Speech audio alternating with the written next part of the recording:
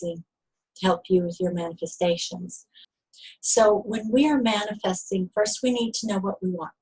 Now, many of you have gotten in touch with me by email, or some people have left comments below the videos, and you have let me know what it is that you want to manifest, although some of you said you're not really sure. So the first thing I want to talk about is, how do you know what you want? Some people, that's easy. You know exactly what you want. That's great. You're like already on top of things. If, however, you are really struggling with that, like defining what it is that you want, try to figure it out, really get in touch with it, what I would suggest is some daily journaling. I like to journal in the morning. I've always got a journal by me, and morning is my favorite time. That's the time when I can connect with, well, one, I like to drink coffee, but also I can really connect with myself in a peaceful way and connect with what it is that I want in my life and what I want to accomplish that day. And I write it down, and that way I know exactly what I want to accomplish in that day and the direction I'm moving in. So if you're feeling unsure, and it doesn't have to be in the morning, but I would suggest daily journaling to really touch in with yourself and self-connect. And if you're not sure what it is you want, just play around. You know, it's like just writing it down on paper is not set in stone. If you find out it's not what you want, that's fine. You know, just let yourself kind of play. Like when you were a child and you were, you know, making up your Christmas list for Santa. Play with it like that. Have fun with it. And the second thing is, you can also start with something small. You know, it doesn't necessarily have to be something life-changing. It could just be something small, like maybe you want a new piece of clothing, or maybe you want to lose 10 pounds, you know. And those things, because they're smaller and they're more short-term, can be much easier to manifest. But the thing about it is, I want to be very clear that even if you can learn how to manifest something small, that will eventually lead to something bigger, because we develop these skills just like any other skills. So, so keep that in mind. It doesn't have to be life-changing. It can be something small, and try to connect with yourself on a daily basis and write down, you know, connect with what it is that you want and write that down. So that will help a lot. Now, in terms of focusing, one of the things I want to make clear about manifestation is that we're actually all manifesting all the time. And a lot of people don't realize that. They think it's just something you do like over here. And I would say in terms of consciousness, that's probably true. But the truth is that we are all manifesting all the time. And so the way you know that is you just look at what you're doing in the moment. So for example, I'm making a video. So I am manifesting the creation of a video, and I'll put it on YouTube, and that's part of a longer manifestation. But the video itself is actually a manifestation. And so whatever you're doing right now, if you are watching, then I would say you're building energy toward transformation. You're educating yourself, and you're getting in the stream of that energy. Or if you are making a meal, for example, or if you're eating, then you are creating your body in that moment through whatever it is you're eating. If you are with other people right now, then you are manifesting relationships and the quality of those relationships based on how you interact with those people. And so if you're getting ready for bed, or what, maybe, I don't know what time you're watching this. If it's in the evening, obviously you might be getting ready for bed. Or if it's in the morning, you might be getting ready for work. Or if it's on the weekend, you might be planning some activities for the weekend. But whatever it is you're doing, that's what you're creating in that moment. That's what you're manifesting in that moment. And so, you know, I have the attitude that the universe is trying to teach us things. And I think that as we learn to manifest, we do actually get better at it. But that doesn't mean, I don't think that means that we have ultimate and absolute power over reality, only over how we experience it, how we take it in. Because there are always going to be things that the universe is throwing at us that is trying to teach us and help us to grow. And so there will always be challenges coming to us, and things that might be sometimes unpleasant. You know, I mentioned my car broke down, but we live in a reality where those kinds of things happen. So, you know, I think sometimes I try to talk about manifestation and law of attraction in a way that I think is grounded in our actual reality, our actual physical and material reality, and not in this kind of woo-woo land where you can just, you know, visualize and that's all you have to do, or in this new agey way of blaming people if something is not perfect in your life, that you manifested that, you attracted that, like as if I attracted my car breaking down. I just think that's utterly ridiculous because, you know, it's just a part of this dynamic universe. It's called entropy. Things break down. I don't know anyone who's ever had a car that didn't eventually break down and they needed to trade it in. So, or get it fixed. So, you know, to think that that's not a part of this reality, I don't think is helping people. So the more important thing is how I interact with that. Do I interact with it from an energy of abundance and empowerment and knowing that I can handle any problem that comes to me and that I will handle any problem that comes to me? And I will just keep moving forward and I will just keep putting energy toward the things that I want to manifest. So that's the first thing I want to say about focusing, is understanding that we're actually doing it all the time. And so the way to help you with your manifestations is to look at what you're doing. Look at what you're thinking, feeling, saying, doing, anything that's putting energy towards something that you're creating. And again, you can't necessarily control all the variables, but you can control the way that you react to them and the way you relate to them. And that also helps to create your reality. So, so those are some techniques I would suggest, is to journal daily, write down what it is that you want, and to look at how you're actually spending your energy every day. Is it in alignment with what you actually want to create? If not, is there a way that maybe you could pull some of your energy back from things that you're not enjoying in life, that you don't really want in your life, things that are maybe becoming toxic for you or drain or just in some way not meeting needs, and instead put that time and energy and focus toward things that you actually want.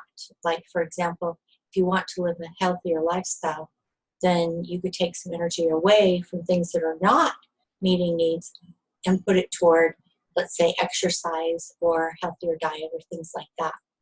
So that's one way, some techniques to use for focusing.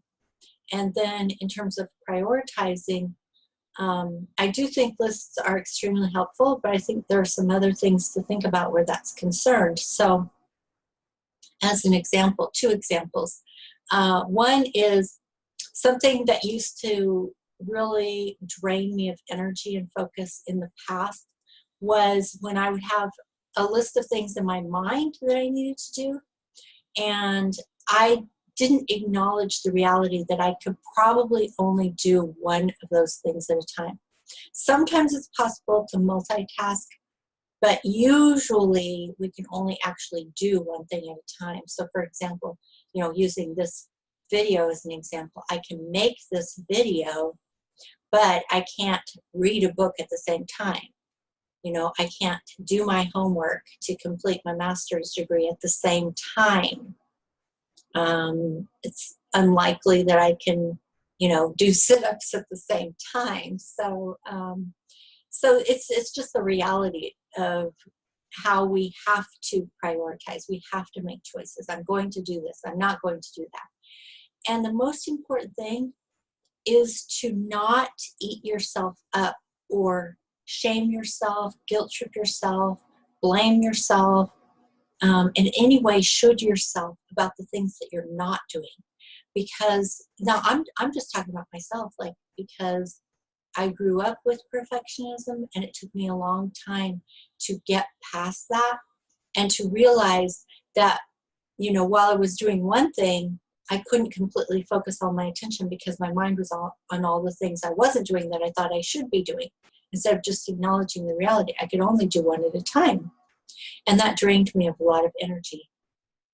So if you can let go of that shoulding, and just acknowledge the reality, you can only do one thing at a time, and then decide which are the most important things, and really put your heart into it. You know, don't should yourself. Now, obviously, sometimes bills got to get paid. You know, other people in our lives that are important to us, we've made commitments to them. We need to follow through. Like, as I've mentioned, I am in a master's program. I have homework and deadlines to meet and things like that. So we do have commitments that we want to follow through on because of the long-term needs that those are meeting.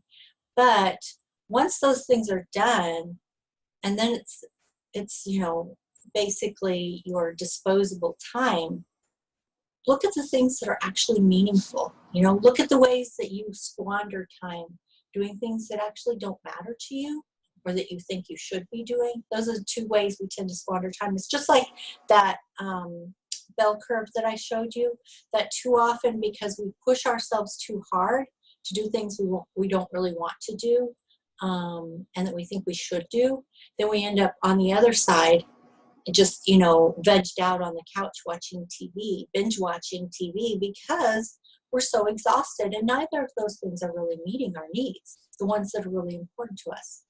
So keep that in mind. The more you can pull your energy away from things that are not meeting needs, that you don't really want in your life, then you have that to put toward things that do matter. So just pay attention to how you're spending your time, because you are creating your reality in every single moment, and that's just the truth.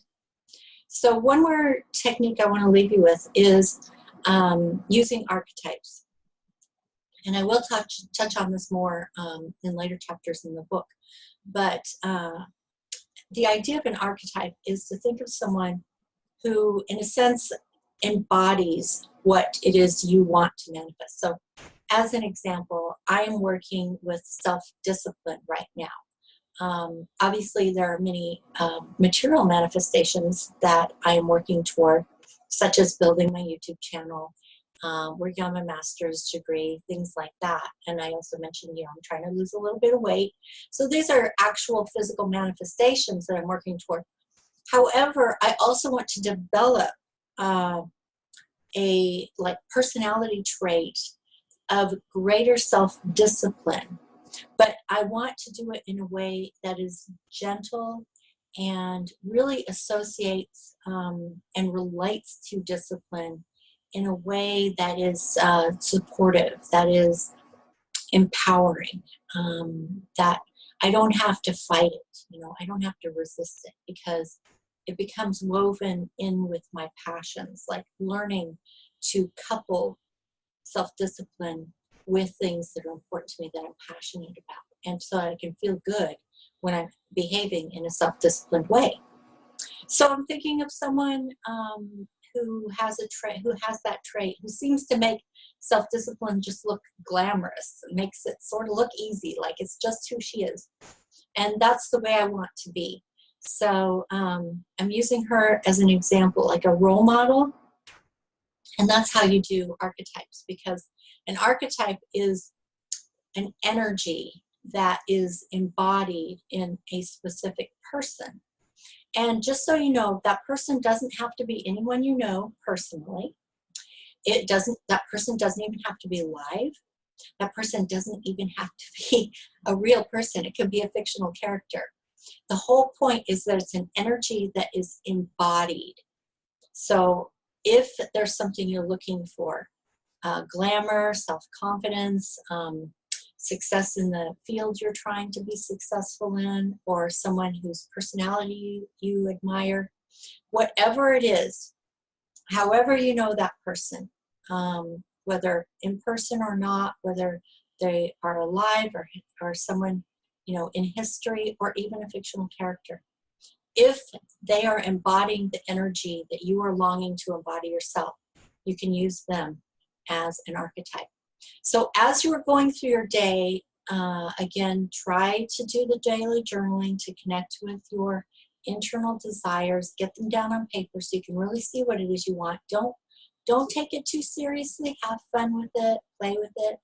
And then watch how you spend your time.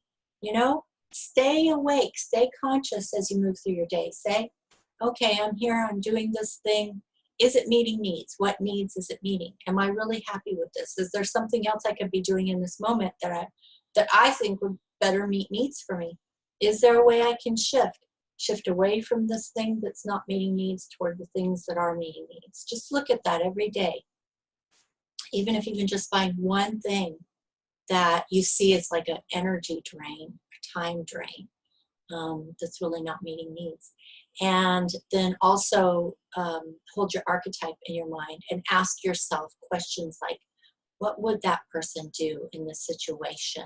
You know, like I asked myself about this person who's very self-disciplined. I asked, what would she do in this situation? You know, how would she handle this situation? What would she do at this time in the day? Or as she's encountering such and such task or such and such project or anything like that. I just try to put myself in the mindset of that person so that I can embody that archetypal energy. Okay, so I hope these strategies are helpful to you, you know, and you may want to watch the whole video through and just take it all in at once, and then maybe during the week, you know, take a few days to just watch snippets of it and try out these different strategies that I've offered to you, so that you can see if they work, put them into practice. All right, so again, I just wanted to mention about the astrology with all the planets going direct. Make as much use of these days between now and March 5th, 2019 as you possibly can. It is such a powerful time. So I wish you the best, and I hope this is helpful. And if you have any questions or comments, feel free to leave them in the comment boxes below. And I will look forward to talking to you and making the next video. So thanks for showing up, and I'll see you again next time. Bye-bye.